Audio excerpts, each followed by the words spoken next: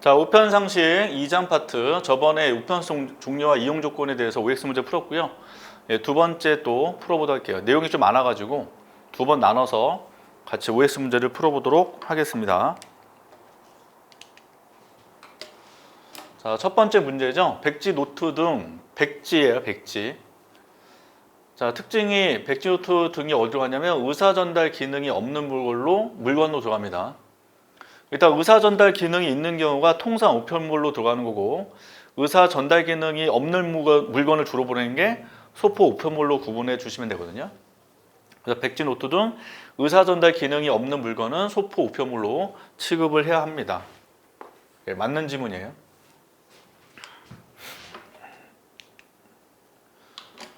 자, 소포 우편물과 관련이 있는, 자, 소포 우편물과 일단 뭐가 있어야 돼요? 관련이 있어야 돼요, 관련.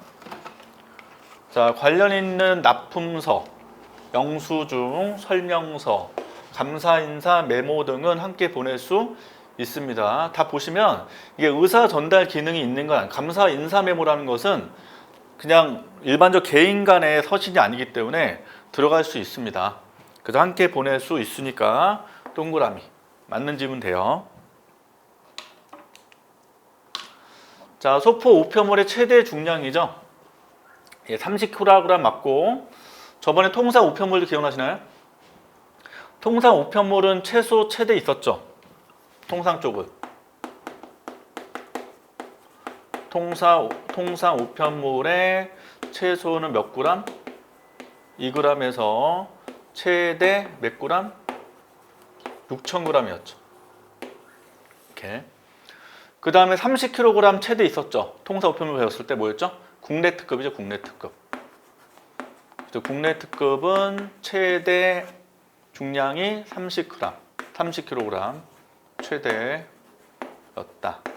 그래서 같이 기억하시면 좋고, 소포 우편물 딱 보시면 최소 중량이 없죠, 일단. 최대 중량은 30kg까지이다.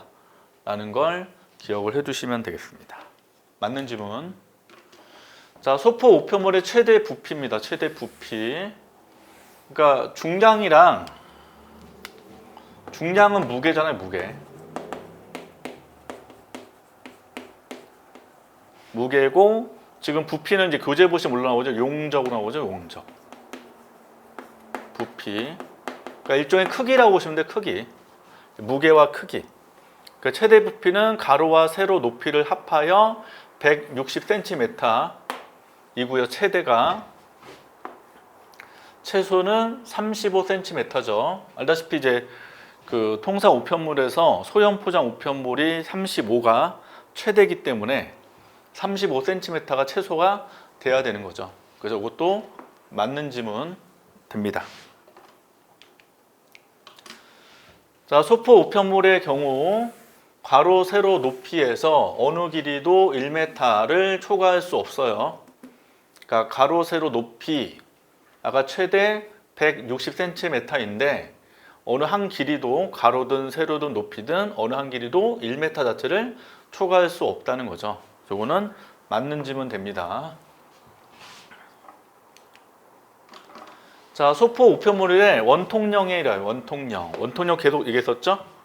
지름 2배와 길이를 합하여 최소 35cm 이상 되어야 되죠. 그러니까 지금 원통령 아니더라도 무조건 최소 35가 되어야 된다고 아까 최소표 얘기했고, 여기가 길이죠?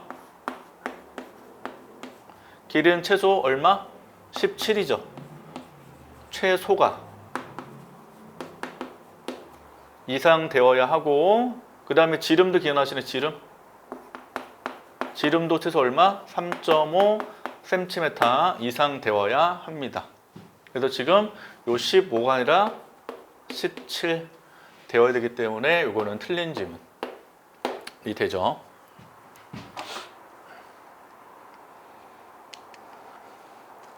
자, 등기소포의 경우 반송시 반송 수수료를 징수하되 반송 수수료는 등기소포 취급 수수료이다 라고 되어 있죠.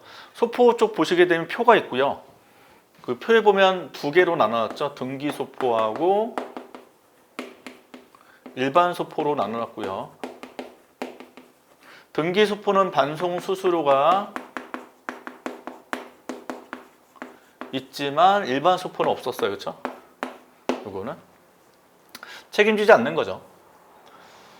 자, 징수하는데 반송 수수료는 뭘로 측정하냐? 등기 소포 아닙니다. 지금 소포인데 소포로 취급 안 하죠. 반송 수수료는 등기 통상 쪽으로 한번. 등기 통상 취급 수수료. 그래서 틀린 지문 되죠. 자, 그 다음에 두 개 비교할 때 요금 납부하는 게 나오죠. 그래서 우표 납부만 차이가 있어요. 나머지 보시면 뭐 현금 납부, 우표 첩부 붙이는 거, 우표물에 붙이잖아요. 그 다음에 신용카드 결제 이렇게 있는데 우표 납부만 차이가 있다. 그래서 등기소포는 우표로 납부할 수 있다.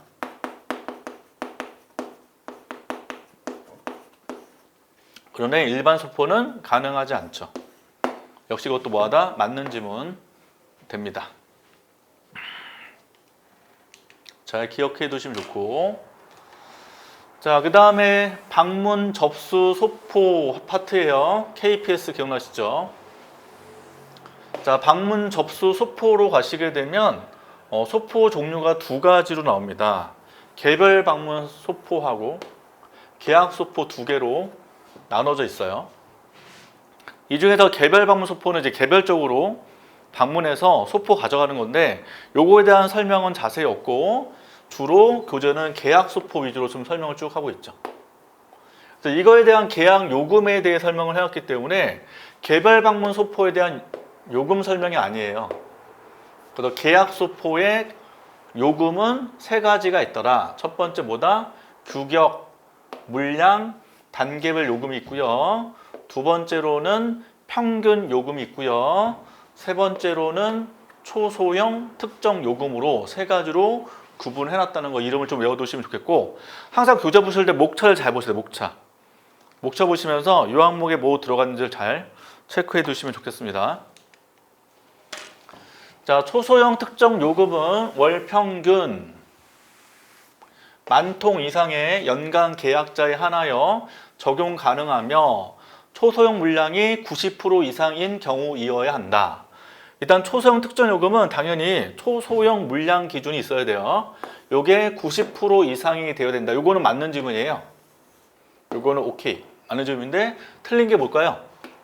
자, 월 평균 10,000통 이상. 요것도 맞는 지문이에요. 근데 연간 계약자 요 조건이 없죠. 그래서 지금 연간 계약자가 들어가 있는 게 있었어요. 뭐였어요? 앞에 있는 평균 요금.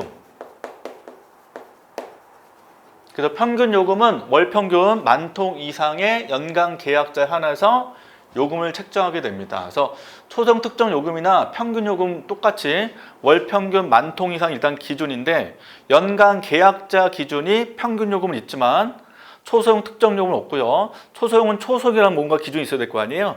그게 90% 이상, 물량이 90% 이상이 되어야 된다. 이 조건이 들어가 있다는 거를 머리에 딱 박아 놓으시면 좋겠습니다. 자, 연간 계약은 세 가지로 나눠져 있다. 첫 번째가 일반 계약이 있다. 두 번째는 연합체 발송 계약이 있다. 그 다음에 세 번째 다수지 발송 계약이 있다. 연간 계약은 세 가지로 되어 있고요. 일반 계약은 개인 또는 업체가, 여기는 맞죠. 주체는 개인 또는 업체가 연평균 300통 이상 계약 소포 발송을 위해서 우편간서 체결한 일반적 계약이다 했는데 연이 아니에요. 월이죠, 월. 그래서 일반 계약은 월 평균 300통 이상으로 돼 있다는 거 잊지 마셔라. 자, 그 다음에 정의죠. 상가나 시장 또는 농장 등 일정한 장소에 유사사업을 목적으로 연합되어 있다 라는 거죠. 키워드는 연합되어 있다는 거죠. 연합되어 있다. 그리고 임의단체 회원들이 한 개 우편건설 계약을 체결하고, 즉 연합되어 있는 법인 임의단체 회원들이 한 개 우편건설과 계약을 체결하고 한 장소에 집합 모아두는 거죠. 모아둬서 계약 소포를 발송하는 거. 그래서 수업 때 얘기했다시피 그 가락동 농산물 시장에서 계약하는 거예요. 어떤 우편 간소하고. 그럼 거기다가 농산물 쭉 쌓아두면 가져가는 거죠. 네, 이게 다수지 발송 계약이 아니라 연합체 발송 계약이죠.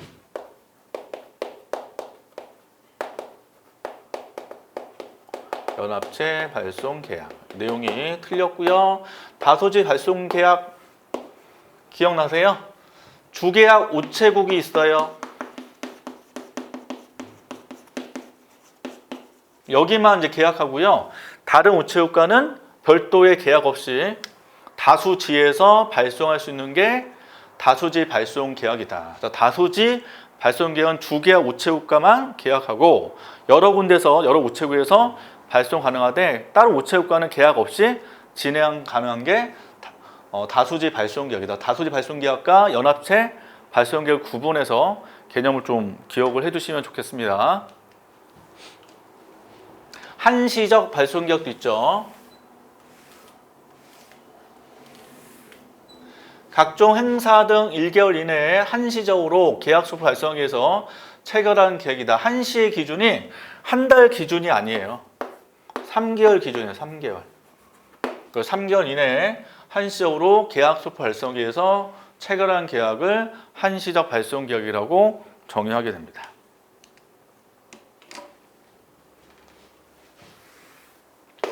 자, 수취 거절, 수취인 불명, 주소 불명 등으로 수취인한테 배달하지 못한 우편물을 발송인한테 다시 되돌려 보낸 우편물을 뭐라 한다? 반품 아니죠.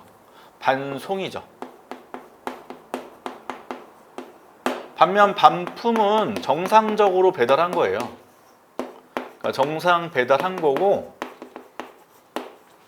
다시 수취인과 발송인과의 뭐를 통해서 어떤 계약을 통해서 다시 돌려보내는 게 반품이죠. 그래서 반송은 정상 배달을 못한 거예요. 그러니까 수취인이 없다면 다시 돌려보내야 될 거 아니에요. 그게 반송, 반품은 수취인이 받았다는 거죠. 받았는데 좀 하자에 있어요. 그럼 다시 보내는 게 반품. 그러니까 차이가 있다는 거죠, 개념. 네, 개념 구분을 꼭 해주셔야 되고. 자, 초소형 소포랑 중량이 1kg 이하입니다. 크기가 어떻게 돼요? 35cm 이하 되시면 안 돼요. 요거는 뭐예요? 요거 되면 소포 아니었죠? 소형 포장 우편물이었죠. 그러니까 지금 소포 쪽은 최소 35cm가 넘어가야 되고 여기서는 몇 cm? 50cm야. 50. 그래서 50하고 35 사이에 있으면 초소형 소포. 된 중량이 1kg 이하가 되어야 된다라는 겁니다. 그래서 요거를 개념을 꼭 잡아두시면 좋겠고요. 하여튼 요 파트가 좀 새로 추가된 내용들 있죠. 그러니까 내용은 어렵지 않은데 개념을 좀 잘 잡아두시는 게 좋겠습니다. 자, 여기까지 해서 2장 마무리하시고 다음 시간에 3장으로 갈 건데 3장은 내용이 별로 없기 때문에 2장과 중복되고 3장 잠깐 보시고 4장으로 또 OX 같이 문제를 풀어보도록 하겠습니다.